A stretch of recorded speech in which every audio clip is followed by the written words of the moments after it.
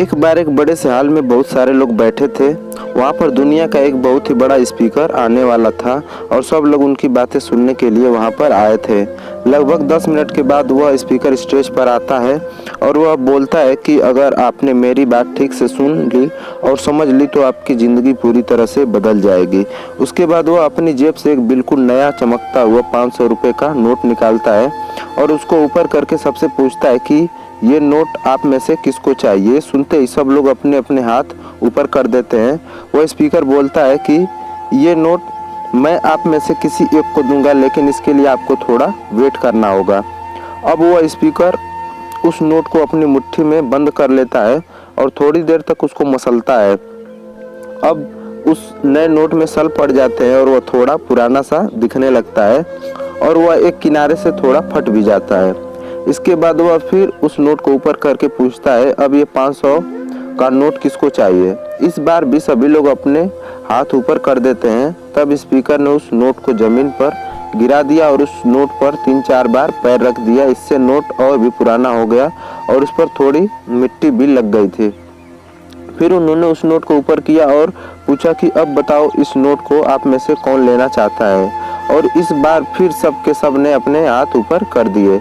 Speaker अब note को फिर से नीचे जमीन पर गिरा देता है और उसके ऊपर कूद कूद कर उसको दोनों पैरों से रगड़ देता है और उसके ऊपर चाय भी गिरा देता है। अब नोट इतना गंदा हो जाता है कि उसको पहचानना भी मुश्किल होता है।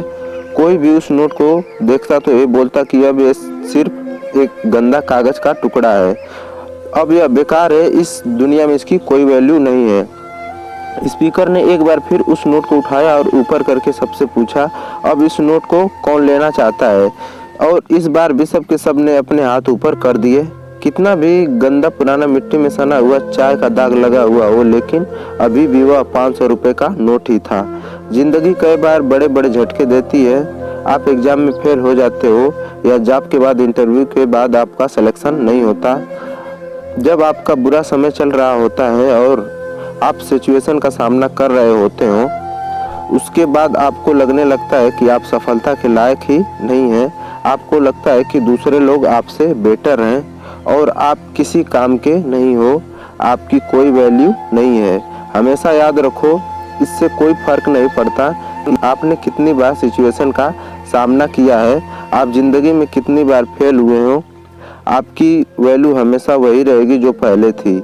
आपके पास कुछ खास है जो दूसरों के पास नहीं है और ये कोई भी आपसे छीन नहीं सकता। अब तक सक्सेस नहीं मिलने से आपकी वैल्यू कम नहीं हुई है। आप अभी भी अपने बारे में कितना भी लो फील कर रहे हो, उससे कोई फर्क नहीं पड़ता। जो लोग आपको अच्छे से समझते हैं वो लोग आपके वैल्यू को उतना ही मानेंगे जितना पहले मानते थे। तो अपनी वैल्यू को समझो और कुछ बड़ा करके दिखाओ।